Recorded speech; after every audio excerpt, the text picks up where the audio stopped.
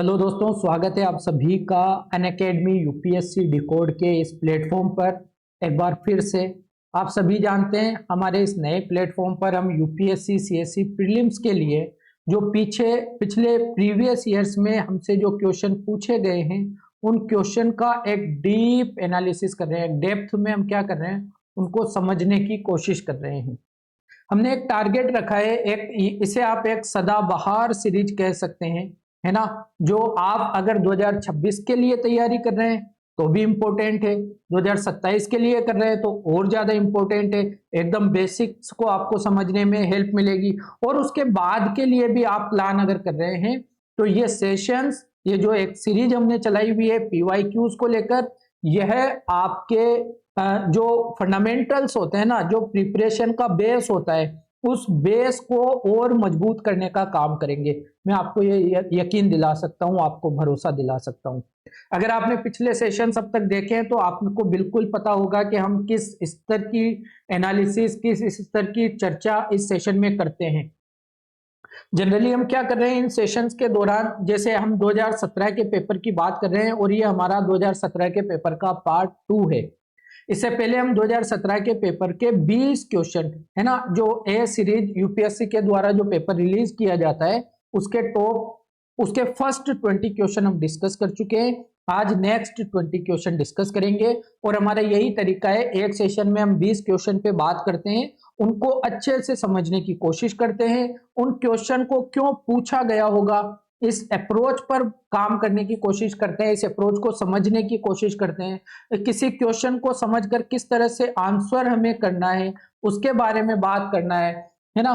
किसी भी टॉपिक को फंडामेंटली जब हम तैयार कर रहे होते हैं तो कौन कौन से एस्पेक्ट पर हमें चर्चा करनी होती है, कौन कौन से एस्पेक्ट को हमें समझना होता है, उस पर हम चर्चा करते हैं। तो आई होप अगर आपने पिछले सेशंस देखे तो आपको बहुत मजा आ रहा होगा, आपको बहुत कॉन्फिडेंस मिल रहा होगा और आप अपनी प्रिपरेशन को सही दिशा में आगे बढ़ा रहे होंगे, है ना। अब तक 2015 और 2016 के कंप्लीट पेपर हमने डिस्कस कर लिए हैं। सॉरी। और 2017 के पेपर हम आज चर्चा इसकी कर रहे हैं। तो आइए अगले 20 क्वेश्चन की चर्चा करते हैं। उसी तरह से वही अंदाज रखेंगे, उसी तरह से एनालिटिकल होकर अपने क्वेश्चंस को देखेंगे, उनको पढ़ेंगे, उनको समझेंगे और अपनी तैयारी को बेहतर बनाएंगे। तो चलिए शुरू करते हैं बिना किसी देरी के। मेरा नाम तो आप लोग जान ही चुके हैं, शकील अहमद मेरा नाम है। और अगर आप पहली बार चैनल पर आए हैं तो सब्सक्राइब कर लीजिए, लोगों को बताइए। अगर आपको ये सेशंस पसंद आते हैं तो अपने दोस्तों को जरूर शेयर कीजिए जो भी तैयारी कर रहा है, ठीक है ना। तो आइए पहला क्वेश्चन देखते हैं आज का। कुछ कारणोंवश यदि तितलियों की प्रजातियों में की संख्या में बड़ी गिरावट अगर दर्ज की जाती है तो इसके क्या क्या परिणाम हो सकते हैं, है ना। आपसे 3 स्टेटमेंट दिया हुआ है। क्या बड़ी मात्रा में अगर तितलियों की संख्या में गिरावट आती है तो इसके क्या परिणाम हो सकते हैं। कुछ पौधों के परागण पर प्रतिकूल प्रभाव पड़ सकता है। हम जनरली यह देखते हैं कि पुष्पों के परागण को लेकर, पौधों के परागण को लेकर मधुमक्खियां, तितलियां, ये सब जो छोटे छोटे जानवर है, छोटे छोटे कीट है, पतंगे हैं, ये बड़ी भूमिका निभाते हैं। तो अगर तितलियों की संख्या में बड़ी मात्रा में गिरावट आएगी तो डेफिनेटली जो परागण में ये भूमिका निभाते हैं इनका रोल कम होगा, परागण पर प्रतिकूल प्रभाव उत्पन्न होगा। बिल्कुल इसमें कोई भी आपको डाउट नहीं होना चाहिए। फिर आप देखिए कुछ कृषि वाले पौधों में कवकीय संक्रमण यानी फंगल इन्फेक्शन प्रचंड रूप से बहुत ज्यादा बढ़ सकता है। सॉरी, अगर तितलियों की संख्या में गिरावट होगी तो फंगल इन्फेक्शन बढ़ जाएगा। क्या आपने नॉर्मली कभी ऐसा सुना है कि तितलियां फंगल इन्फेक्शन को दूर करती है या तितलियों की वजह से फंगल इन्फेक्शन होता है? जनरली हम ऐसा संबंध देखते नहीं है और हमें पता है कि ऐसी कोई साबित की हुई, कोई प्रूव्ड स्टडी नहीं है कि वैज्ञानिकों ने स्टडी की हो कि हाँ भाई तितलियों की वजह से प्रचंड संक्रमण बढ़ सकता है या कम हो सकता है। तो यह संबंध आपको ठीक से नजर नहीं आता और बिल्कुल दूसरा स्टेटमेंट आपका गलत भी हो जाता है। इसके कारण बरों मकड़ियों और पक्षियों की कुछ प्रजातियों की समष्टि में गिरावट हो सकती है। अब देखिए पहली बात, आप सेकंड स्टेटमेंट और थर्ड स्टेटमेंट को एक बार कंपेयर कीजिए। ये कह रहा है कवकीय संक्रमण में प्रचंड रूप से बढ़ोतरी। प्रचंड का मतलब क्या हो गया, बहुत बड़े लेवल पर बढ़ोतरी हो गई। तीसरे में कह रहा है कुछ प्रजातियों की संख्या में गिरावट हो सकती है, कुछ में गिरावट हो सकती है। तो ऐसा हो सकता है ना, कुछ मकड़ियां होती होंगी, कुछ कीट पतंगे होते होंगे, कुछ पक्षी होते होंगे जो किस पर फीड करते हैं, जिनका भोजन क्या है, जिनका भोजन तितलियां होती है, जिनका भोजन तितलियां होती है। तो जिनका भोजन उनसे छीन लिया जाएगा, जब उनके भोजन में कमी आ जाएगी तो डेफिनेट सी बात है कि उन जानवरों के, उन पक्षियों के, उन मकड़ियों की संख्या में भी कमी आ सकती है। तो बिल्कुल इसको ठीक माना जा सकता है ना। लेकिन प्रचंड रूप से कवकीय संक्रमण बढ़ जाएगा, ये बात आपकी ठीक नहीं होगी। तो पहला और तीसरा आपका ठीक है, दूसरा स्टेटमेंट आपका रोंग है। आप इसे देखेंगे अगर, तो यहाँ पर यही आपको मिलेगा। और आप देखेंगे मधुमक्खियां क्या क्या काम कर सकती है ना। इसके इनकी सारी जो भूमिका है, तितलियों, मधुमक्खियों की, इनकी कीटों की जो भूमिकाएं हैं, आप इनको यहाँ पर देख सकते हैं। हम बढ़ते हैं अगले क्वेश्चन की तरफ। अच्छा, आप कहेंगे सर इसको हम पढ़ेंगे तो कैसे पढ़ेंगे, कहां पर पढ़ेंगे? आप इसको पढ़ेंगे हमारे टेलीग्राम चैनल से डाउनलोड करके। जब ये सेशन 2017 का पूरा पेपर कंप्लीट हो जाएगा, 2016 के पेपर आपको मिल चुका है हमारे टेलीग्राम पर। आप अगर सर्च करेंगे शकील अहमद, शकील AHAMAD, स्पेलिंग आपको बता रहा हूं, शकील अहमद अनअकैडमी सर्च करेंगे तो आपको मेरा टेलीग्राम चैनल मिल जाएगा। आप उसे जब ज्वाइन करेंगे तो आपको वहां पर इसकी PDF मिल जाएगी। जब 2017 के पूरे सेशन हमारे हो जाएंगे तब मिलेगी, वहां से पढ़ सकते हैं। यहाँ पर इसको पॉज करके भी आप पढ़ सकते हैं। आइए हम अगले क्वेश्चन पे बढ़ते हैं। शैवाल आधारित जैव ईंधन, बायोफ्यूल्स की बात कर रहा है ना, बायोफ्यूल्स, जैव ईंधन की बात कर रहा है। शैवाल आधारित जैव ईंधनों का उत्पादन संभव है, लेकिन इस उद्योग के संवर्धन में विकासशील देशों की क्या सीमाएं हो सकती है? कौन कौन सी सीमाओं का सामना करना पड़ रहा है हमें विकासशील देशों को जैव ईंधन के उत्पादन को लेकर? शैवाल आधारित जैव ईंधनों का उत्पादन केवल समुद्रों में ही संभव है, महाद्वीपों पर नहीं। तो देखिए ये स्टेटमेंट गलत है। जनरली हो सकता है हम सोचें कि शैवाल है, ये हो सकता है केवल महासागरों में या समुद्रों में मिलते होंगे, लेकिन नहीं, शैवाल आपको भूमि पर भी मिलते हैं। और इवन मैं ये कहूं अगर कि भूमि पर आपको ज्यादा बड़े स्तर पर शैवाल मिल जाएंगे, शैवालों की उपस्थिति मिल जाएगी, तो वो गलत नहीं होगा, है ना। तो पहला स्टेटमेंट आपका गलत हो जाता है। और जब पहला गलत होता है ना दोस्तों, तो दो स्टेटमेंट आपके एलिमिनेट हो जाते हैं। और एक बात ये पता चलती है कि तीसरा तो आपका सही है। तीसरा क्या है, पहले तीसरे को पढ़ते हैं, दूसरे को बाद में। आर्थिक रूप से व्यवहार्य उत्पादन के लिए बड़े पैमाने पर सुविधाओं की स्थापना करने की आवश्यकता होगी। किसी भी, इसकी बात क्यों करें, किसी भी उत्पादन की बात करें, किसी भी उद्योग की बात करें, अगर आपको बड़े पैमाने पर उत्पादन करना है तो आपको बड़े पैमाने पर आपको फैसिलिटीज लगानी होगी, आपको एस्टेब्लिशमेंट करने होंगे, जिससे पारिस्थितिक और सामाजिक सरोकार उत्पन्न हो सकते हैं। तो बिल्कुल आपको बड़े पैमाने पर सुविधाएं स्थापित करनी होगी, है ना। तीसरा ठीक है, ऑप्शन भी हमें बता रहे हैं। दूसरा देख लेते हैं। शैवाल आधारित जैव उत्पादन को स्थापित करने और इंजीनियरिंग करने हेतु निर्माण पूरा होने तक उच्च स्तरीय विशेषज्ञता और प्रौद्योगिकी की आवश्यकता होती है। बिल्कुल। अब देखिए, आप शैवालों का यूज करते हुए आप बायोफ्यूल बना रहे हैं, तो आपको अभी, एक तो आप एक विकासशील देश हैं, विकासशील देश है, आप अपनी एनर्जी को स्वच्छता की तरफ लेकर जाने के लिए बायोफ्यूल्स के लिए काम कर रहे हैं। आपके पास रिसोर्सेज ऑलरेडी कम है, रिसोर्सेज आपके पास ऑलरेडी कम है, तो आपको नई नई तकनीकों की और विशेष रूप से विशेषज्ञता की जरूरत पड़ेगी इसको करने के लिए। तो दूसरा भी ठीक है। पहला आपने गलत कर दिया था, तीसरा में ठीक मिल गया था, दूसरा में चेक करना था, दूसरा भी ठीक है, तो बी हमारा सही उत्तर हो गया। समझ रहे हैं दोस्तों। तो ये पर्यावरण का एक क्वेश्चन था, इसको आप समझेंगे। शैवाल आधारित जैव ईंधन का उत्पादन समुद्र और महाद्वीपों दोनों पर संभव है। ये सीमांत या गैर फसली, इसको देखते हैं अभी, ये सीमांत या गैर फसली भूमि और खारे या प्रदूषित जल पर भी विकसित हो सकते हैं। इनकी भूमि आधारित प्रणालियां समुद्र आधारित प्रणालियों की तुलना में अधिक विकसित होती है। मैंने क्या कहा था, भूमि पर आपको ज्यादा विकसित अवस्था में ये देखने को मिल जाएंगे। बाकी दूसरा और तीसरा ठीक है आप पढ़ लेंगे। हम थोड़ा सा जैव ईंधनों के बारे में समझ लेते हैं। जैव ईंधन फीड स्टॉक क्या होता है? देखिए इनकी अलग अलग पीढ़ी होती है। जब आप बात करते हैं पहली पीढ़ी के जैव ईंधन फीड स्टॉक की, फीड स्टॉक का मतलब होता है जैव ईंधन बनाने के लिए कौन सी सामग्री की हमें आवश्यकता होगी। जब आप बात करते हैं पहली पीढ़ी की सामग्री, तो आप इन शॉर्ट यह याद रखिए, इनका तो नाम आप याद रखेंगे, चुकंदर, गन्ना, मक्का, गेहूं, आलू या फिर पाम, सूरजमुखी, कैनोला। आप एक शब्द में, एक स्टेटमेंट में यह याद रखिए, पहली पीढ़ी का जैव स्टॉक वह होता है, पहली पीढ़ी का जिसमें आपको खाद्यान्नों की जरूरत पड़ती है, खाद्य उत्पादों की जरूरत पड़ती है।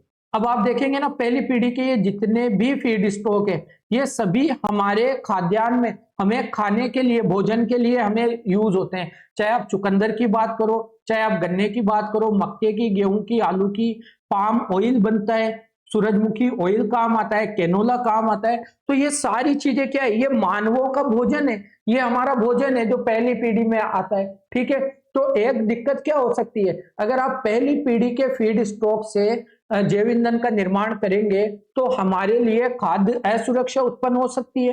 खाद्य असुरक्षा उत्पन्न हो सकती है, बिल्कुल हो सकती है, इसमें कोई दो राय नहीं है। हमारे लिए क्या हो सकता है, खाद्य असुरक्षा उत्पन्न हो सकती है। तो फिर हमने ढूंढा कुछ दूसरी पीढ़ी के फीड स्टॉक। कौन कौन से? ऐसे जो हमें खाने के लिए यूज नहीं होते, या जो हम खाने के बाद में अवशिष्ट के रूप में, अवशेष के रूप में, कचरे के रूप में वेस्ट बना देते हैं ना।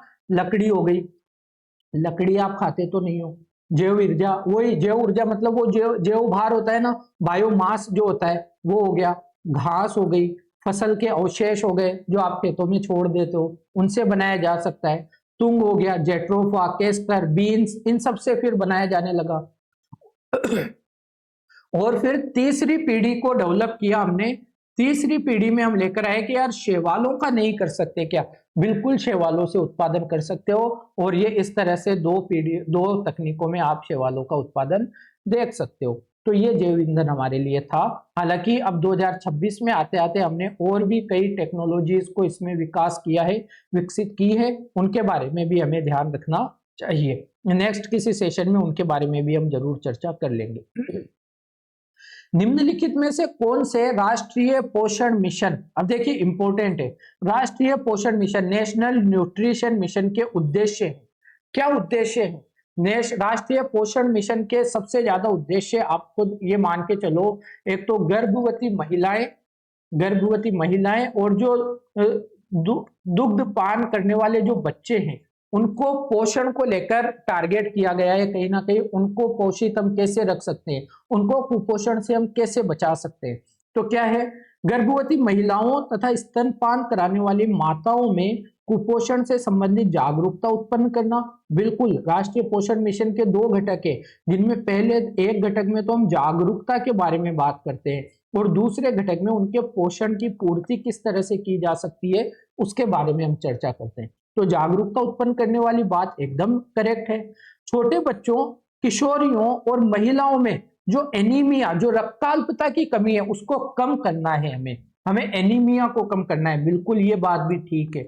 बाजरा, मोटा अनाज, अपरिष्कृत चावल के उपभोग को बढ़ावा देना और मुर्गी के अंडों के उपभोग को बढ़ावा देना, इस तरह की बातें, सॉरी, इस तरह की बातें हमें यहाँ पर नहीं देखने को मिलती है। केवल पहला और दूसरा हमारा ठीक है, तो इस यहाँ पर हम विकल्प ए को सही उत्तर मानेंगे। दोस्तों आज गर्मी थोड़ी ज्यादा है ना, तो जब मैं रिकॉर्डिंग कर रहा हूँ तो काफी गर्मी का सब माहौल यहाँ पर देखने को मिल रहा है। खैर कोई बात नहीं, थोड़ी सी देर की बात है, चला लेंगे। आइए अगला क्वेश्चन है, पहले इसकी अगर व्याख्या आप देखना चाहेंगे। राष्ट्रीय पोषण मिशन के दो घटक, कुपोषण के प्रति अभियान है, जागरूकता, संचार, शिक्षा का अभियान है, और बहु क्षेत्रीय पोषण कार्यक्रम है। गर्भवती महिलाएं, स्तनपान कराने वाली माताओं के बीच में कुपोषण के संबंध में जागरूकता बढ़ाना है, स्वस्थ स्तनपान प्रथाओं और संतुलित पोषण के महत्व को बढ़ाना। ठीक है, ये सारी बातें हैं। देखिए 3 वर्ष से कम आयु के बच्चों में प्रचलित अल्प पोषण को रोकना तथा कम करना इसका उद्देश्य है। बाकी मुर्गी के अंडों के बारे में या मोटे अनाजों के बारे में डायरेक्ट इसमें कोई भी चर्चा नहीं की गई है। आइए अगला क्वेश्चन देखें। रिकॉर्डिंग में यही होता है, अब सारा मुझे बोलना है, सारा एक्सप्लेनेशन मुझे करना है। जब हम स्पेशल क्लास में लाइव लेते हैं तो आपके साथ थोड़ी बातचीत होती रहती है, थोड़े आपके डाउट्स निकल के आते रहते हैं, उन पे भी बातचीत हो जाती है ना। लेकिन रिकॉर्डिंग में ऐसा ही है कि आपको सारा कंटेंट बोलकर समझकर आपको बताना होता है। ऐसा अज्यूम करना पड़ता है कि आप मेरे सामने बैठे हैं और मैं आपको समझा रहा हूं, और आई होप आप लोगों को बेटर वे में समझ में भी आ रहा होगा। चलिए अगला चौथा क्वेश्चन है हमारा, फैक्ट्री एक्ट 1881 औद्योगिक कामगारों की मजदूरी नियत करने के लिए और कामगारों को मजदूर संघ बनाने देने की दृष्टि से पारित किया गया था। अगर आप फैक्ट्रीज एक्ट देखिए, पिछली बार पिछले सेशन में यही 2017 के पेपर के ही जो सेशन 1 था उसमें हमने बात की थी ट्रेड डिस्प्यूट एक्ट के बारे में, है ना। ट्रेड डिस्प्यूट एक्ट में वहां पर कंफ्यूज हो गया था फैक्ट्रीज एक्ट से, तो मैंने यही बोला था कि आपको फैक्ट्री एक्ट सारे समझ में आने चाहिए, सारे क्रोनोलॉजी आपको पता हो, उनके प्रावधान आपको पता हो। तो एक तरह से ये बेसिक क्वेश्चन है, आपको पता होना चाहिए। आप जानते हैं बच्चों के काम करने के लिए बच्चों की जो न्यूनतम आयु की बात है ना, 7 वर्ष से घटाकर 12 वर्ष तक करना, पहले 9 वर्ष करना, ये सारे फैक्ट्री एक्ट के अंतर्गत होता है। तो आपको यहाँ पर कामगारों को मजदूर संघ बनाने देने की दृष्टि से इसे पारित नहीं किया गया था, यह पहला आपका गलत है। बाकी एनएम लोखंडे को हम पढ़ते हैं, मजदूर आंदोलन को संगठित करने के अग्रणी नेता ये रहे थे। दूसरा स्टेटमेंट आपका बिल्कुल ठीक है, फैक्चुअल क्वेश्चन है दोस्तों, बहुत ज्यादा अंडरस्टैंडिंग की भी जरूरत नहीं है, बस अगर आपको क्रोनोलॉजी का आइडिया है, क्रोनोलॉजी का अगर आइडिया है तो आप इसको कर लेंगे। दूसरा स्टेटमेंट सही है, पहला गलत है, तो बी हमारा सही उत्तर हो जाएगा। यहां पर देखिए, नारायण मेघाजी लोखंडे ने भारत में श्रमिक आंदोलनों का नेतृत्व किया और उन्होंने 19वीं शताब्दी में कपड़ा मिलों की कामकाजी स्थितियों में सुधार के लिए याद किया जाता है। उन्हें भारत में ट्रेड यूनियन आंदोलन के जनक के रूप में भी जाना जाता है। बाकी 1881 का जो एक्ट था 7 से 12 वर्ष की आयु के बच्चों के बाल श्रम की समस्या का समाधान करने से संबंधित था। ठीक है, अगला क्वेश्चन देखते हैं। कार्बन डाइऑक्साइड, अब देखिए हिंदी लैंग्वेज देखिए कितनी टफ बनाकर पेश की जा रही है। लैंग्वेज के हमें पढ़ते ही चक्कर है, और हिंदी मीडियम वालों को इंग्लिश से वैसे ही चक्कर आता है। तो अगर आप इंग्लिश वाला वर्जन भी नहीं पढ़ पा रहे हो, समझ नहीं पा रहे हो, और हिंदी वाला भी समझ नहीं आ पा रहा है, तो हम जाएंगे कहाँ? आखिर हम जाएं तो जाए क्या, कहाँ बोले तो बोले क्या, वही वाली बात होगी। कार्बन डाइऑक्साइड के मानवोद्भवी उत्सर्जन, यानी कार्बन डाइऑक्साइड का जो मानवों के द्वारा उत्सर्जन किया जा रहा है, उसके कारण जो भूमंडलीय तापन का खतरा हमें देखने को मिल रहा है, उसको कम करने के संदर्भ में हमें क्या करना होता है? कार्बन प्रच्छादन, यानी कार्बन सिक्वेस्ट्रेशन कहते हैं इसको। कार्बन को सिक्वेस्ट्रेशन कर लेते हैं, उसको पकड़ लेते हैं और एक जगह पर उसको इकट्ठा कर लेते हैं, ताकि वो वायुमंडल में ना जाए, वो हमारे वायुमंडल को गर्म ना करे, हमारी पृथ्वी के तापमान को बढ़ाए ना। इसलिए तो ये कह रहा है कि मानवों की वजह से जो कार्बन डाइऑक्साइड का उत्सर्जन बढ़ रहा है, उससे क्या हो रहा है? भूमंडलीय तापन हो रहा है। हमें क्या करना है? भूमंडलीय तापन को कम करना है। तो कम करने के लिए कार्बन प्रच्छादन के लिए कौन कौन से संभावित स्थान हो सकते हैं? हमें कार्बन को कैप्चर करना है और उसे एक जगह स्टोर कर लेना है। तो कहां कहां पर कार्बन को स्टोर कर सकते हैं हम, ये बात कहना चाह रहा है। आई होप मैं समझा पाया हूँ आपको, है ना। तो क्या है? परित्यक्त और गैर लाभकारी कोयला संस्तर, यानी ऐसे कोयला के क्षेत्र, ऐसे कोयला क्षेत्र जिनको या तो अब कोयले का निष्कर्षण नहीं किया जाता, कोयले का उत्खनन नहीं किया जाता, या फिर वो अगर उत्खनन करते हैं तो वो कोई लाभ नहीं देते। तो आप क्या करोगे? जब आर्थिक लाभ नहीं मिलता है तो आप उसको छोड़ देते हो। तो जो कोयले वाले क्षेत्र है वहां पर आप कार्बन को भंडारित कर सकते हो, बिल्कुल कर सकते हो। निशेष तेल और गैस भंडार, तेल और गैसों के वो भंडार जहां पर अब तेल और गैस खत्म हो चुके हैं, तो वो खाली हो गए, एक तरह से कुएं मान लो, तेल के कुएं, गैस के कुएं, वो खाली हो गए, तो उसमें हम कार्बन को भंडारित कर सकते हैं, बिल्कुल कर सकते हैं। और भूमिगत गंभीर लवणीय शैल समूह, जो लवणीय शैल समूह है भूमिगत अंदरूनी, वहां पर भी आप क्या कर सकते हो? उसको भंडारित कर सकते हो। तो ये तीनों ही ठीक है, डी आपका सही उत्तर इसमें हो जाना चाहिए। ठीक है, तो आगे बढ़ते हैं। डी हमारा सही उत्तर है। आप देख सकते हैं कैप्चर तथा पृथक्करण किस तरह से किया जा सकता है। मृदा संशोधन, समाप्त हो चुके तेल और गैस के भंडार हैं ये। यहाँ पर आप क्या कर सकते हैं, कार्बन को इकट्ठा कर सकते हैं। ये गहरे जल भृत है ना, जल के नीचे गहरी संरचनाएं हैं, भूगर्भिक संरचनाएं, यहाँ पर आप इकट्ठा कर सकते हैं। ठीक है, और कार्बन आधारित उत्पादन, यहाँ पर भी आप क्या कर सकते हैं, बैक्टीरिया युक्त तालाब है, यहाँ पर भी आप इनको क्या कर सकते हैं, भंडारित कर सकते हैं CO2 इसको। ठीक है दोस्तों, ये सारी बातें। आइए अगला क्वेश्चन, इजी क्वेश्चन, अगर नहीं भी मानेंगे तो भी फैक्चुअल तो मानेंगे इसको।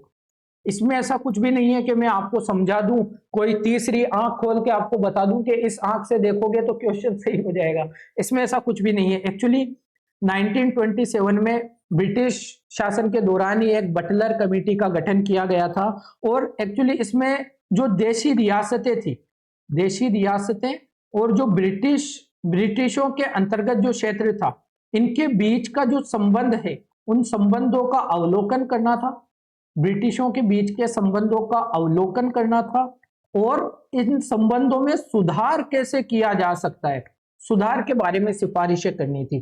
तो 1927 में बटलर समिति बनी थी, और इसका आंसर आपको डी लगाना चाहिए, भारत सरकार। और भारत सरकार का मतलब उस टाइम की ब्रिटिश भारत सरकार से है, और देशी रियासतों के बीच संबंधों को सुधारने को लेकर यह समिति आपकी बनाई गई थी दोस्तों। करेक्ट है, आगे बढ़ते हैं। ये बटलर समिति की रिपोर्ट है, देशी रियासतों ब्रिटिश संबंधों पर आधारित थी। समिति ने सिफारिश की थी कि वायसराय को राज्यों के साथ सभी व्यवहारों में सम्राट का प्रतिनिधित्व करना चाहिए, है ना। आप इसको पढ़ेंगे और चीजें आपको समझ में आ जाएगी। बाकी मैक्सिमम बातें मैंने आपसे शेयर कर ली है। कभी कभी समाचारों में दिखाई पड़ने वाले घरेलू अंश आवश्यकता यानी डोमेस्टिक कंटेंट रिक्वायरमेंट्स, DCR पद का संबंध किससे है? तो देखिए 2017 की बात हो रही है, और DCR का संबंध हमारे देश में सौर शक्ति उत्पादन का विकास करने से था। करंट ड्रिवन क्वेश्चन था, करंट ड्रिवन यह क्वेश्चन है, तो इसमें कंफ्यूज नहीं होना है, करंट अफेयर से रिलेटेड है। बस ये ध्यान रखना है, इस तरह की कोई टर्मिनोलॉजीज अगर रहे सुर्खियों में तो हमें थोड़ा सा नोटिस में रखना है कि अच्छा एग्जाम में पूछा जा सकता है। बाकी DCR की अगर बात करें तो DCR सौर ऊर्जा उत्पादन के विकास से संबंधित है, और यह टॉपिक सामान्यतः सुर्खियों में रहा था उस टाइम पर। DCR की उद्घोषणा आमतौर पर नए उभरते उद्योगों की सुरक्षा के लिए की जाती है, और 2015 में हमने ISA का गठन किया, है ना, इंटरनेशनल सोलर अलायंस को। सौर ऊर्जा को बढ़ावा देने में भारत एक अग्रणी देश है। तो क्या हुआ, एक नए उभरते उद्योग की सुरक्षा के लिए DCR की घोषणाएं की जाती है। विशेषकर ऐसा विकासशील देशों में तब होता है जब तक कि वे अंतरराष्ट्रीय बाजार में प्रतिस्पर्धा करने के योग्य नहीं बन जाते।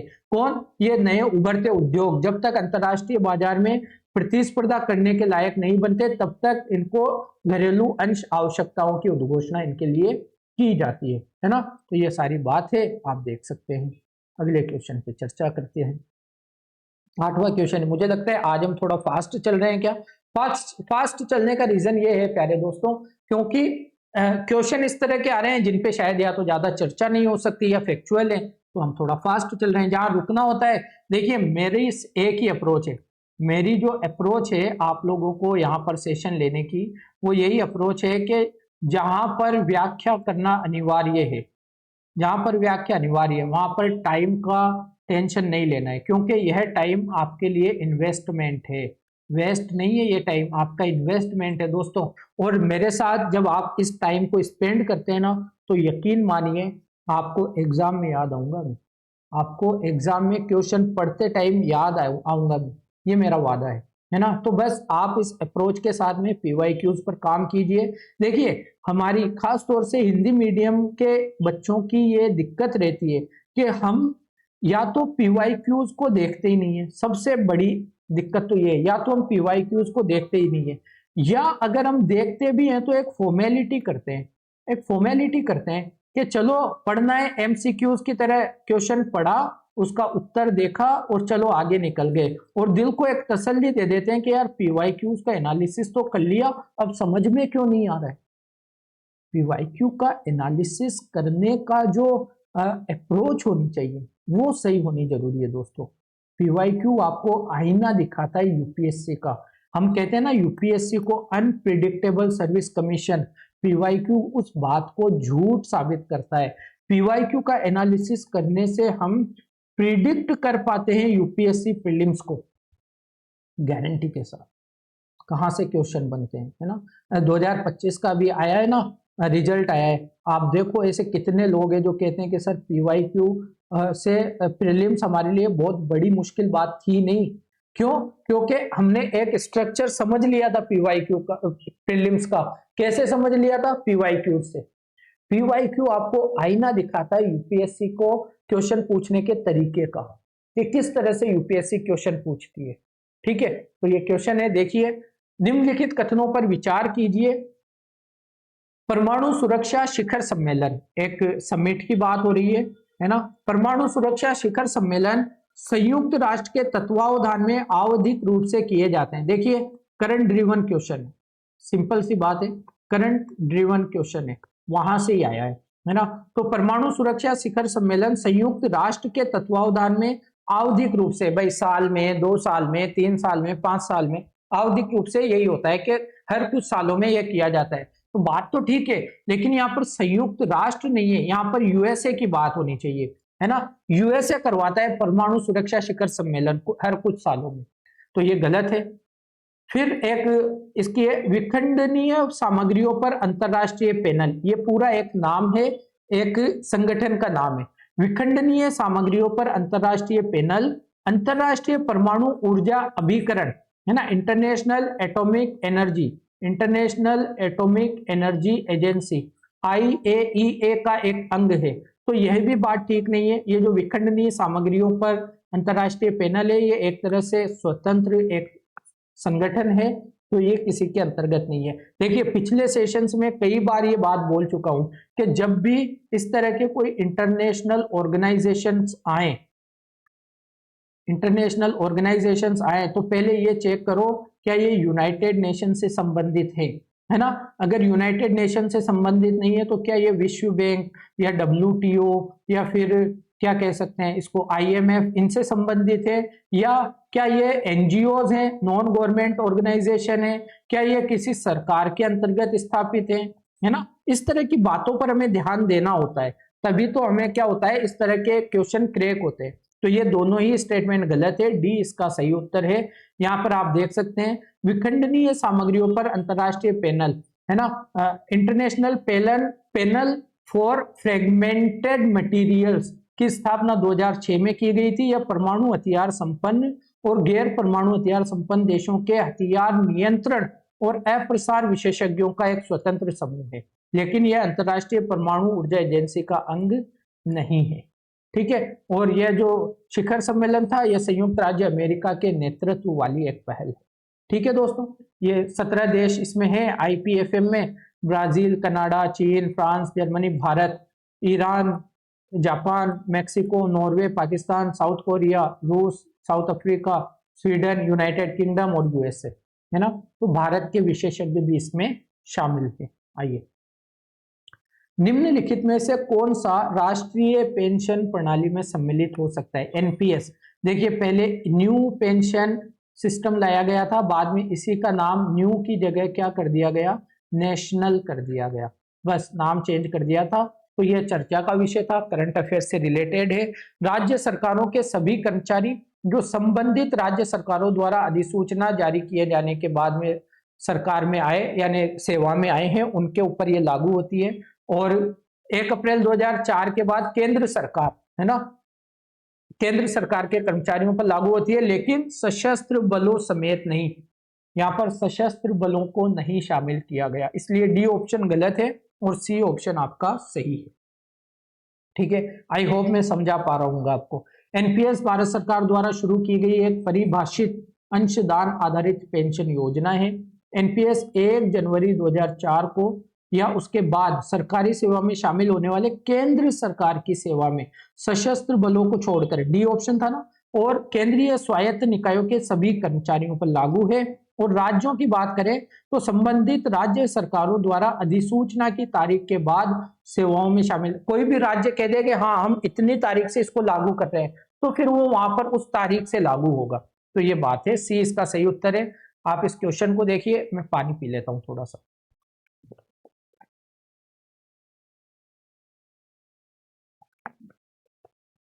चलिए, तीस्ता नदी हमने पिछले पेपर्स में भी देखा था, अपवाह तंत्र को लेकर, अपवाह तंत्र को लेकर काफी बड़ी मात्रा में आपको क्वेश्चन देखने को मिलते हैं, है ना। एक बार हम गोदावरी को देख चुके हैं, एक बार हमने ब्रह्मपुत्र देख लिया पिछले 2 पेपर में, और आज हमें अब तीस्ता देखनी है। तीस्ता सिक्किम से उद्गम होता है इसका, है ना। तीस्ता का उद्गम वही है जो ब्रह्मपुत्र का है, लेकिन यह सिक्किम से होकर बहती है। तो ब्रह्मपुत्र का तो तिब्बत वाले रीजन से कौन सा है, कमेंट सेक्शन में बता दो। आज ब्रह्मपुत्र के बारे में हम पिछले सेशंस में चर्चा कर चुके हैं, लेकिन तीस्ता नदी का उद्गम ब्रह्मपुत्र वाले उद्गम से सेम जगह से नहीं होता है। बहती तो सिक्किम होकर है, लेकिन सेम जगह से नहीं होता है, ठीक है। रंगीत नदी की उत्पत्ति सिक्किम में होती है और यह तीस्ता नदी की एक सहायक नदी है। ये बिल्कुल ठीक है, कोई इसमें ज्यादा टेंशन वाली बात नहीं है। तीस्ता नदी भारत एवं बांग्लादेश की सीमा पर बंगाल की खाड़ी में जा मिलती है। तो आपको बता दूं, तीस्ता नदी बंगाल की खाड़ी में डायरेक्ट नहीं मिलती, यह बांग्लादेश में चली जाती है ना। बंगाल की खाड़ी में यह डायरेक्ट नहीं मिलती। तो केवल दूसरा हमारा सही उत्तर है। आपको तीस्ता नदी के बारे में पता होना ही चाहिए, ठीक है। ये तीस्ता यहाँ से निकल रही है, देखो ये यहाँ से है और यहाँ से ये जा रही है। बंगाल और सिक्किम की सीमा जरूर बनाती है ये, पश्चिम बंगाल वगैरह को लेकर यहाँ पर आपको देखने को मिलेगी। और ये इवेंचुअली कहाँ चली जाती है, हमारे इधर बांग्लादेश में चली जाती है। और जो गंगा ब्रह्मपुत्र वाला ये जो बेल्ट है, इसी के साथ में फिर वहां गिरती है बंगाल की खाड़ी में, अलग से नहीं गिरती, है ना। तो पहला स्टेटमेंट गलत है, दूसरा सही है, तीसरा भी सही नहीं है। यह पश्चिम बंगाल में बहते हुए दक्षिण की ओर अपना मार्ग बदलती है। जलपाईगुड़ी नगर को विभाजित करने के बाद यह नदी ब्रह्मपुत्र नदी में विलीन हो जाती है और कूच बिहार जिले में मेखलीगंज को स्पर्श करते हुए बहती है, बांग्लादेश में फुलचोरी में चली जाती है। तो यह अलग से बंगाल की खाड़ी में नहीं गिरती, यह ब्रह्मपुत्र नदी में ही आपको मिल जाती है, देखने को यह बात मिलती है, ठीक है। तो तीसरा भी आपका सही नहीं है। ये देखिए, उष्ण कटिबंधीय प्रदेश, आपको पता है उष्ण कटिबंधीय प्रदेश किसे कहते हैं? देखिए कितनी अच्छी पृथ्वी मैंने बनाई है। ये 0 डिग्री है और 0 डिग्री से ऊपर 23.5 डिग्री, है ना, इसको आप कहते हैं कर्क रेखा।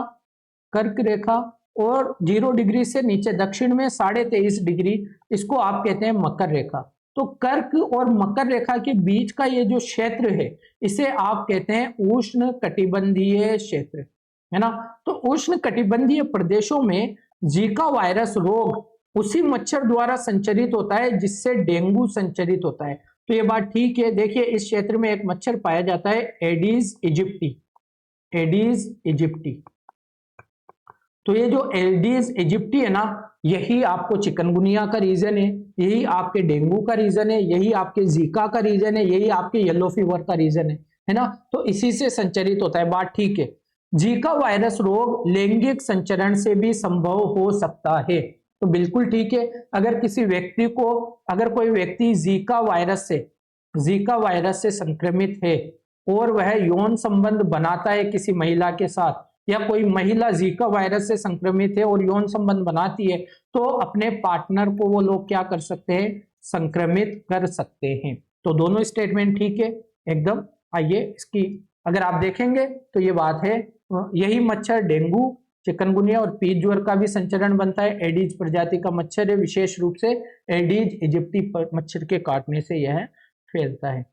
जीका वायरस रोग मुख्य रूप से मच्छरों के माध्यम से संचरित होता है, लेकिन इसका संचरण लैंगिक रूप से भी हो सकता है। और जब किसी महिला को, किसी गर्भवती महिला को जीका रोग होता है, तो उसका जो गर्भ होता है, उसका जो बच्चा होता है पेट में, उसको माइक्रोसेफली नामक रोग होने के चांसेस ज्यादा होते हैं। ये बच्चे को आप देख रहे हो, एबनॉर्मली छोटा इसका सिर है, इसका जो सिर है वो बहुत छोटा है, ये एक माइक्रोसेफली रोग है ना। माइक्रोसेफली एक ऐसी स्थिति है जिसमें छोटे बच्चे और अविकसित मस्तिष्क के साथ उत्पन्न होते हैं, जिसमें बच्चे छोटे और अविकसित मस्तिष्क के साथ उत्पन्न होते हैं।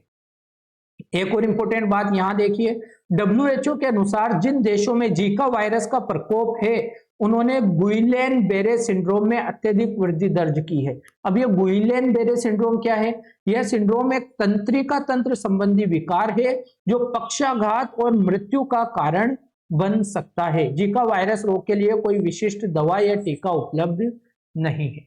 आइए आगे, आप यहाँ पर देख सकते हैं ये बच्चे को माइक्रोसेफेली है ना, ये सामान्य आकार है लेकिन इसका मस्तिष्क आपको छोटा दिखेगा। अविकसित बच्चे का सिर आपको देखने को मिलेगा। ये पूरा इसका जीवन चक्र है एडिस इजिप्टी का, 7 से 10 दिन लगते हैं इसको प्रॉपर मच्छर बनने में।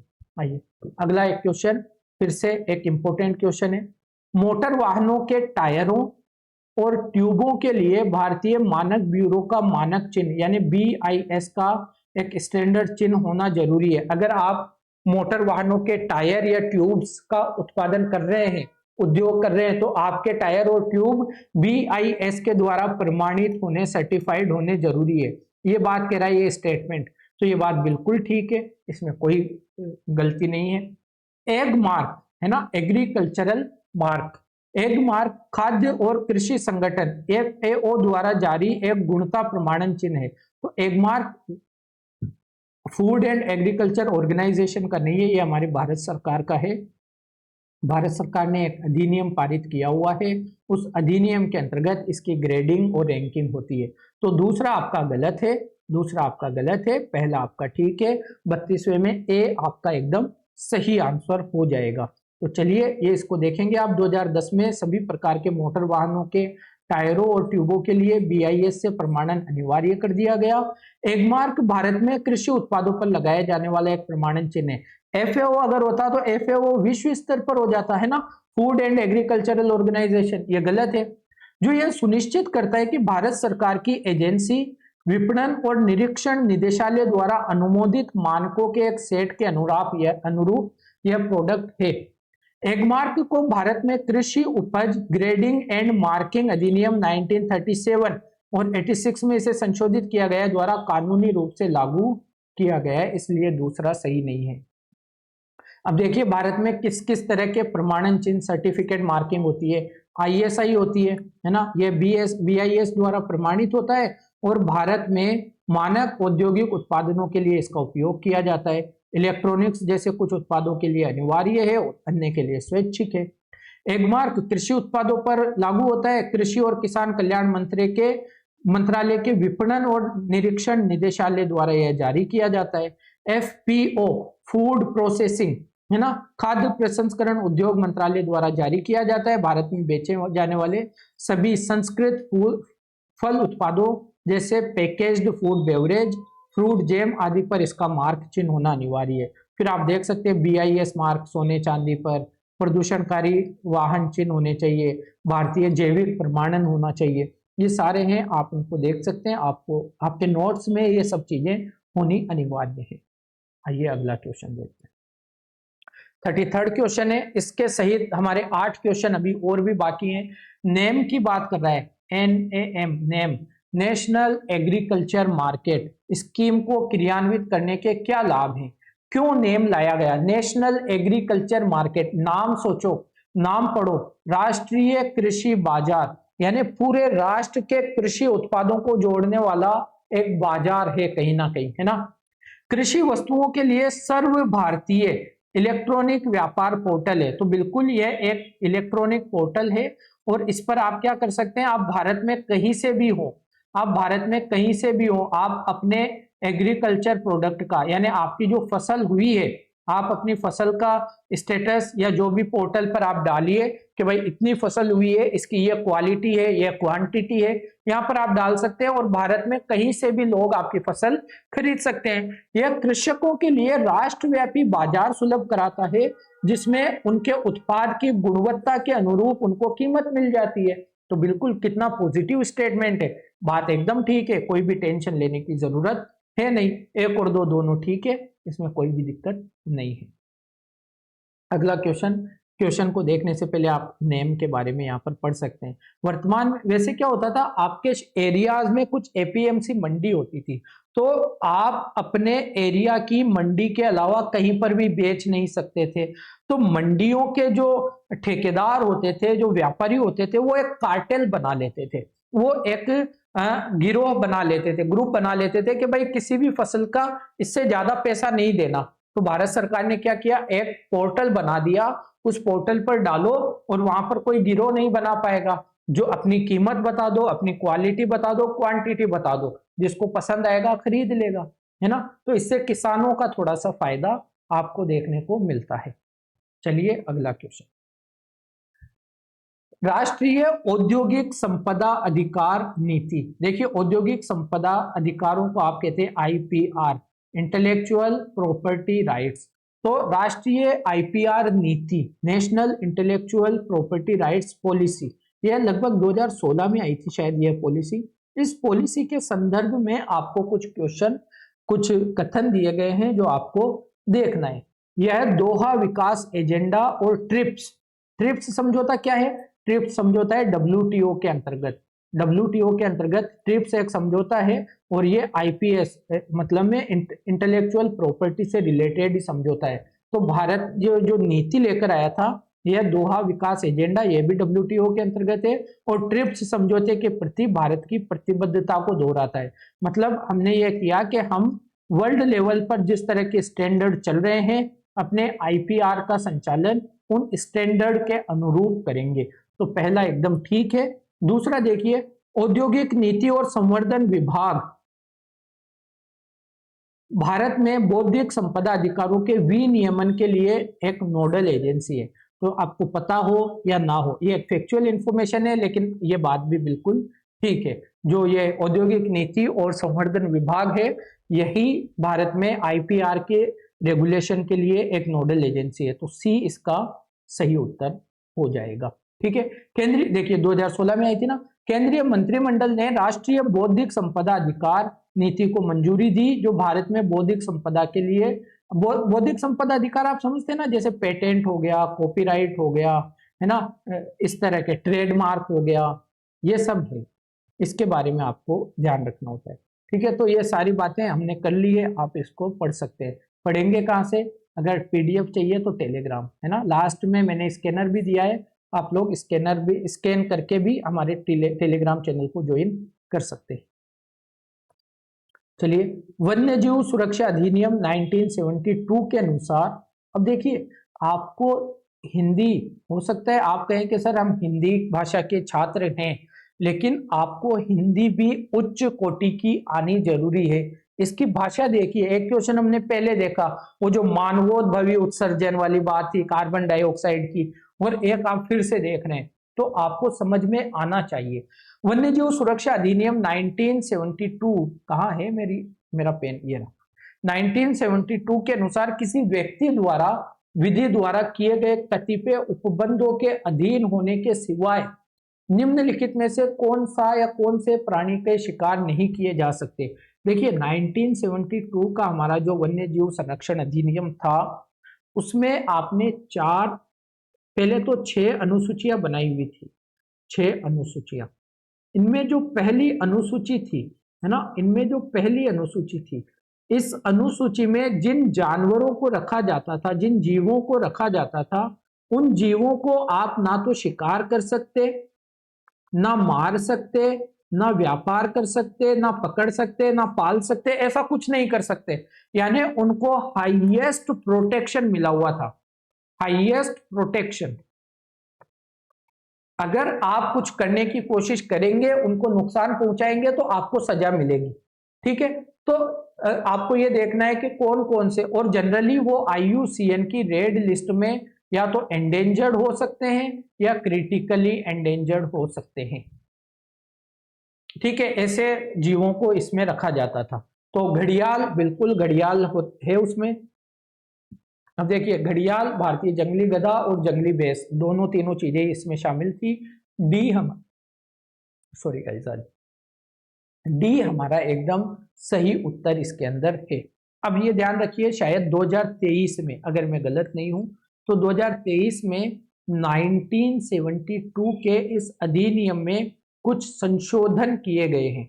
राइट, इस अधिनियम में कुछ संशोधन किए गए हैं, और सबसे बड़ी बात, इन अनुसूचियों में काफी सारे चेंजेस किए गए। तो आपको इस सेशन के खत्म होने के बाद नोट कर लो अपनी कॉपी में, अनुसूचियों के इस सेशन के खत्म होने के बाद आपको 1972 का पर्यावरण संरक्षण अधिनियम वन्य जीव संरक्षण अधिनियम को जाकर रिवाइज करना है, नए अपडेट को अपने पेज में शामिल करना है ना। मैं इस सेशन में लेकर नहीं आया क्योंकि थोड़ा ज्यादा बड़ा सेशन हमारा हो रहा था, नहीं तो हम आगे और किसी सेशन में इसकी बात कर लेंगे। फिर भी आपकी यह जिम्मेदारी बनती है कि आप उसे अपने उसमें शामिल कर ले अपने नोट्स में। ठीक है दोस्तों, ये जंगली गधा है, इक्वस हेमियोनस खुर, इनकी संख्या कमी बची है। गर्म और शुष्क वातावरण में, लवणीय मरुस्थल में, शुष्क घास के मैदान में ये रहता है। भारत में जो गुजरात वाला रीजन है वहां पर आपको देखने को मिलेगा। IUCN की संरक्षण स्थिति में नियर थ्रेटेंड आपको देखने को इसकी स्थिति मिलती है ना। फिर ये जंगली भैंस है, जंगली जल भैंस, इसको भी आप पढ़ लीजिए, आपकी इंफॉर्मेशन में इजाफा कर लो, आपके नॉलेज में इजाफा कर लो, इसको पढ़ लेना दोस्तों पॉज करके। चलिए अगला क्वेश्चन, हमारे लास्ट 5 क्वेश्चन हमारे बचे हैं, जल्दी से इनको क्या करते हैं, कंप्लीट करते हैं।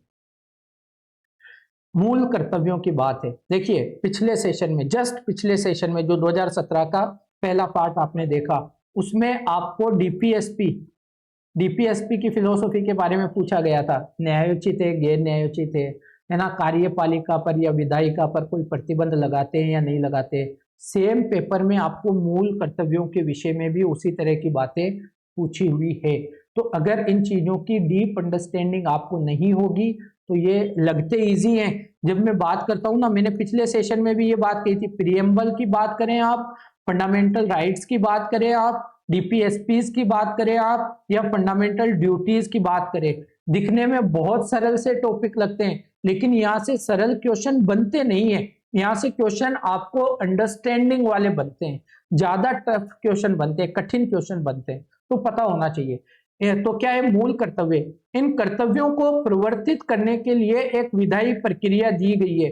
क्या संविधान में ऐसा कोई अनुच्छेद है जो अनुच्छेद 51A को प्रवर्तित करने के लिए स्पेशली कोई प्रावधान करता है? नहीं दिखता ना, हमें नहीं दिखता, तो ये स्टेटमेंट गलत है। ये विधिक कर्तव्य, वे का मतलब ये मूल कर्तव्य, ये विधिक कर्तव्यों के साथ परस्पर संबंधित हैं।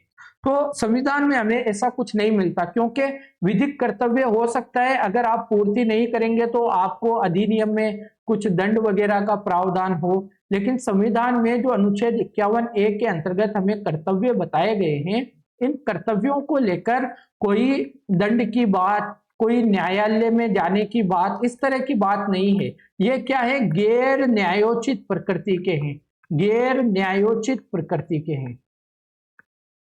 तो आप इनके उल्लंघन को लेकर न्यायालय में नहीं जा सकते। तो दोनों ही स्टेटमेंट आपको गलत मिलते हैं और डी इसका सही उत्तर आपको देखने को मिलेगा। आप इसको पढ़ सकते हैं आराम से। अगला क्वेश्चन हम देखते हैं, ये क्या है, मॉडर्न हिस्ट्री का क्वेश्चन है। मॉडर्न हिस्ट्री का सामाजिक धार्मिक सुधार आंदोलनों से इसको जोड़ सकते हैं, या फिर आप पर्सनैलिटीज से भी इसको जोड़ सकते हैं, है ना, पर्सनैलिटीज से भी आप इसको जोड़ सकते हैं। राधाकांत देव ब्रिटिश इंडियन एसोसिएशन के प्रथम अध्यक्ष, गजुलू लक्ष्मी नरसू चेट्टी महाजन मद्रास महाजन सभा के संस्थापक, सुरेंद्र नाथ बनर्जी इंडियन एसोसिएशन के संस्थापक। तो पहला और तीसरा तो सही है, गजुलू श्रीनिवासन लक्ष्मी चेट्टी ये नहीं थे, है ना। 1 और 3 हमारा ठीक है। यहाँ पर थोड़ा सा इसको देख सकते हैं, जो मद्रास महाजन सभा की स्थापना हुई ये किसने की, एम वीर राघवाचार्य और जी सुब्रमण्यम अय्यर और पी आनंद चार्लू ने की।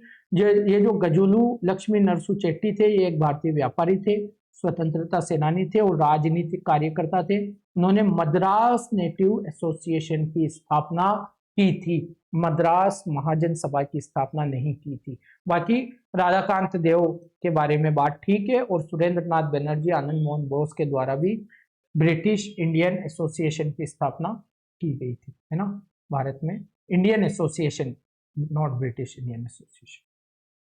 ठीक है, ये देखिए ये फिर से एक अच्छा क्वेश्चन है, प्रीएम्बल का क्वेश्चन है, वही अभी जो बोलते हुए मैं आया हूं आप लोगों को वही बात ये कर रहा है। निम्नलिखित उद्देश्यों में से कौन सा एक भारत के संविधान की उद्देशिका में सन्निविष्ट नहीं है? मैं आपको हिंदी पर बार बार जोर दिला रहा हूं, हिंदी समझनी है। सन्निविष्ट नहीं है, शामिल नहीं है, या एटलीस्ट हमारी इंग्लिश इतनी बेहतर हो कि अगर हमें हिंदी में कोई क्वेश्चन समझ में ना आए तो हम इंग्लिश को पढ़कर, इंग्लिश वर्जन को पढ़कर उस क्वेश्चन को समझ पाए। इतनी इंग्लिश तो हमारी अच्छी होना जरूरी है। तो देखिए, विचार की स्वतंत्रता, अभिव्यक्ति की स्वतंत्रता, विश्वास की स्वतंत्रता तो हमारे उद्देशिका में, हमारी प्रियम्बल में दिया गया है, लेकिन आर्थिक स्वतंत्रता के बारे में बात नहीं की गई है। दूसरा हमारा गलत है, और यानी हमारा जो उत्तर है वो बी ही है, यह हमारी उद्देशिका में शामिल नहीं है, बाकी के तीनों हमारी उद्देशिका में शामिल हैं। आप इसको देख सकते हैं, संविधान के प्राधिकार का स्रोत, हम भारत के लोग भारत को एक संपूर्ण प्रभुत्व संपन्न, समाजवादी, पंथ निरपेक्ष, लोकतंत्रात्मक गणराज्य बनाने के लिए, समस्त नागरिकों को इन्हें प्राप्त कराने के लिए दृढ़ संकल्पित हैं। क्या क्या है? 3 तरह के न्याय हैं, सामाजिक, आर्थिक और राजनीतिक। स्वतंत्रताएं कितनी तरह की है? 5 तरह की, विचार की, अभिव्यक्ति की, विश्वास की, धर्म की या आस्था की या उपासना की। ठीक है। समानता कितनी तरह की है? प्रतिष्ठा की समानता और अवसर की समानता, है ना। फिर व्यक्ति की गरिमा और राष्ट्र की एकता और अखंडता सुनिश्चित करने वाली बंधुता की बात करते हैं। फिर तारीख दी हुई है कि 26 नवंबर को हमने एतद द्वारा इस संविधान को अंगीकृत कर लिया, अधिनियमित कर लिया और आत्मार्पित कर लिया। तो ये वाली बात है। तो आर्थिक न्याय की बात है, आर्थिक स्वतंत्रता की बात हमें नहीं की गई है, ध्यान रखिएगा, है ना। चलिए, भारतीय गुणता परिषद या गुणवत्ता परिषद। अब यूपीएससी ने गुणता लिखा था तो मैंने गुणता ही रखा। मैं देखिए क्वेश्चंस में यूपीएससी की लैंग्वेज को चेंज करना, सरल करने की कोशिश नहीं करता हूं, जैसा आता है वैसा एज इट इज में रखने की कोशिश करता हूं। लास्ट 2 क्वेश्चन है हमारे। QCI, quality council of India के संदर्भ में निम्नलिखित कथनों पर विचार करना है। क्यूसीआई का गठन भारत सरकार तथा भारतीय उद्योग द्वारा संयुक्त रूप से किया गया है। अब भारतीय उद्योग का क्या मतलब हुआ?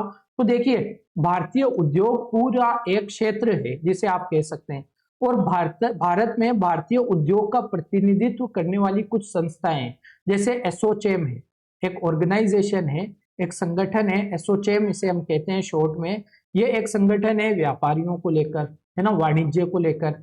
फिक्की एक संगठन है, फिक्की, है ना, और एक CII है। तो ये सभी क्या करते हैं? हमारे भारत के औद्योगिक क्षेत्र का प्रतिनिधित्व करते हैं। तो क्यूसीआई का गठन भारत सरकार और भारत के औद्योगिक क्षेत्र द्वारा संयुक्त रूप से किया गया था। ये बात बिल्कुल ठीक है। क्यूसीआई के अध्यक्ष की नियुक्ति कौन करता है? उद्योग द्वारा। उद्योग मतलब इन्हीं लोगों के द्वारा। इन लोगों के द्वारा सरकार को संस्तुतियां की जाती है, यानी सिफारिशें की जाती है, और इनकी सिफारिशों के आधार पर प्रधानमंत्री के द्वारा उसकी नियुक्ति की जाती है। तो यह बात भी बिल्कुल ठीक है ना। तो दोनों बातें ठीक है। देखिए, जब आप कभी राष्ट्रपति या राज्य के स्तर पर राज्यपाल में कंफ्यूज होते हैं ना नियुक्तियों को लेकर, तो ये बात ध्यान रखिए, खास तौर से जो संवैधानिक नियुक्तियां होती है ना, संविधान में जिनकी चर्चा हो या कानून में जिनकी चर्चा हो, इस तरह की नियुक्तियों को लेकर राष्ट्रपति या राज्यपाल की भूमिका आती है। लेकिन उद्योग क्षेत्र क्या है? उद्योग क्षेत्र भारत की अर्थव्यवस्था का एक क्षेत्र है, ये संविधान में अलग से उस तरह से मेंशन नहीं है। तो इसकी नियुक्ति हमारे प्रधानमंत्री कर देते हैं, उसमें ज्यादा टेंशन लेने की बात नहीं है। राष्ट्रपति और राज्यपाल की भूमिका जब दिमाग में आनी चाहिए जब हम किसी संवैधानिक व्यक्ति की नियुक्ति की बात कर रहे होते हैं, है ना। तो यहाँ पर प्रधानमंत्री को लेकर कंफ्यूज मत होना, दूसरा और पहला दोनों स्टेटमेंट ठीक है। ये आप देख सकते हैं। एसोचैम क्या है? Associated chambers of commerce and industry of India, भारतीय परिसंघ उद्योग, है ना, CII, और FICCI, federation of Indian chambers end of commerce and industry, ये सभी लोग मिलकर क्या करते हैं? भारतीय उद्योग का प्रतिनिधित्व करते हैं। तो यही लोग फिर अध्यक्ष की नियुक्ति उद्योग जगत द्वारा सरकार को की गई संस्तुतियों पर प्रधानमंत्री के द्वारा की जाती है। औद्योगिक नीति एवं संवर्धन विभाग वाणिज्य एवं उद्योग मंत्रालय का, यह इसके लिए क्या है? एक नोडल एजेंसी है, नोडल मंत्रालय है। आज का हमारा लास्ट क्वेश्चन SFBs के बारे में बात कर रहा है, स्मॉल फाइनेंस बैंकों के बारे में बात कर रहा है। स्मॉल फाइनेंस बैंकों को स्थापित करने का प्रयोजन क्या है? उद्देश्य क्या है? तो देखिए, उद्देश्य सिंपल सा है, वित्तीय समावेशन। जो दूर दराज के क्षेत्रों में उद्योग हैं, जो लघु उद्योग है, छोटे उद्योग हैं, जो छोटे व्यापारी हैं, जो छोटे किसान हैं, छोटे लोग हैं, जिनकी बचत कम होती है, बैंकों तक जिनकी पहुंच नहीं होती, उन लोगों तक पहुंच इनकी बन जाए, है ना, इसलिए इनकी स्थापना की गई थी। इन शॉर्ट मैंने बता दिया। क्वेश्चन अब देखते हैं। लघु व्यवसाय इकाइयों को ऋण की पूर्ति करना हो सकता है एक प्रयोजन, एक उद्देश्य। लघु और सीमांत किसानों को ऋण की पूर्ति करना बिल्कुल ठीक लग रहा है, अभी तक कोई दिक्कत नहीं है। युवा उद्यमियों को विशेषतः ग्रामीण क्षेत्रों में व्यापार स्थापित करने के लिए प्रोत्साहित करना। अब देखो, आप यहां पर कंफ्यूज हो सकते हो जब ये कहे विशेषतः ग्रामीण क्षेत्रों में व्यापार के लिए प्रोत्साहित करना, लेकिन इसमें ऐसा कोई भी प्रावधान या कोई भी विशेषता नहीं है कि हमें युवा उद्यमियों को बढ़ावा देना है। नहीं, इसमें यह है कि दूर दराज के क्षेत्रों में छोटे किसानों को, छोटे व्यवसायों को, जिनको जनरली बड़े बैंकों में लोन नहीं मिल पाता, उन बैंकों तक, उन लोगों तक, उन उद्योगों तक क्या पहुंचाना? ऋण की पूर्ति करना, है ना, उनकी बचतों को शामिल करना, बचतों को उनकी जमा करना। ये सब स्मॉल फाइनेंस बैंक के उद्देश्य थे। पहला और दूसरा ठीक है और तीसरा आपका गलत है। जब आप तीसरा एलिमिनेट करते हैं तो आपके 3 ऑप्शन एलिमिनेट हो जाते हैं, तो पहला अपने आप आपका उत्तर निकल कर आ जाता है। ठीक है दोस्तों, ये था हमारा आज का क्वेश्चन और आप इसको देख सकते हैं, आप इसको पढ़ लीजिएगा आराम से। एसएफबीज के बारे में पूरा 2013 के कंपनी अधिनियम के तहत सार्वजनिक लिमिटेड कंपनियों के रूप में पंजीकृत होते हैं। बैंकों का उद्देश्य देश के गैर सेवित और बैंक रहित क्षेत्रों को वित्तीय सेवाएं प्रदान करना है, जो मैं बता रहा था आपको, है ना, जहां पर बैंकों की सेवाएं नहीं पहुंची है और जहां पर बैंकों की उपस्थिति नहीं है वहां पर इनको सेवाएं प्रदान करना है। आप इसको पढ़ेंगे तो ठीक है। एसएफबीज क्या कर सकते हैं? डेबिट कार्ड जारी कर सकते हैं। इसके अतिरिक्त लघु वित्त बैंकों की स्थापना हेतु न्यूनतम आवश्यक पूंजी 200 करोड़ रुपए होनी अनिवार्य है। तो ये हमारा आज का सेशन था। आप लोगों को कैसा लगा आप कमेंट सेक्शन में बताया करिए यार, थोड़ा, है ना, मुझे भी पता चले कहां पर चीजों को इम्प्रूव करना चाहिए, कहां पर बेटर किया जा रहा है ऑलरेडी, तो मुझे एक अप्रिसिएशन मिलेगा ना आप लोगों की तरफ से। अप्रिसिएशन अगर मिलता रहेगा तो मुझे काम करने को लेकर और मोटिवेशन मिलता रहेगा। बाकी आपको इसकी पीडीएफ जब हम 5 सेशन पूरे कर लेंगे 2017 के, तो आपको क्या मिल जाएगी, यहाँ पर इस टेलीग्राम पर आपको पीडीएफ मिल जाएगी। मैं रिक्वेस्ट करता हूँ आपसे कि आप इसको स्कैन करके हमें ज्वाइन कर सकते हैं, हमसे कनेक्ट कर सकते हैं। दूसरी बात, टेलीग्राम ज्वाइन करने का फायदा ये होगा कि हमारी जो स्पेशल क्लास हो रही है, जो 2026 के एग्जाम को लेकर हम सी सेट की कॉम्प्रिहेंशन क्लासेस कंडक्ट करवा रहे हैं, उनकी जानकारी आपको मिल जाएगी। जो एमसीक्यूज की प्रैक्टिस हम डेली रोजाना 6 बजे के आसपास कर रहे हैं, उसकी आपको क्या मिल जाएगी, इंफॉर्मेशन मिल जाती है। तो आप लोग वहां पर कनेक्ट होने से बहुत सारे जो हमारे इनिशिएटिव चल रहे हैं, जो हमारे चीजें चल रही है, क्लासेस चल रही है, उनसे आप कनेक्ट हो सकते हैं। तो प्लीज आप ज्वाइन कीजिए। बाकी चलते हैं, आज के लिए आज के सेशन में इतना ही। अपना ख्याल रखिए, अपनों का ख्याल रखिए, पढ़ते रहिए, बढ़ते रहिए। टेक केयर, बाय बाय, जय हिंद।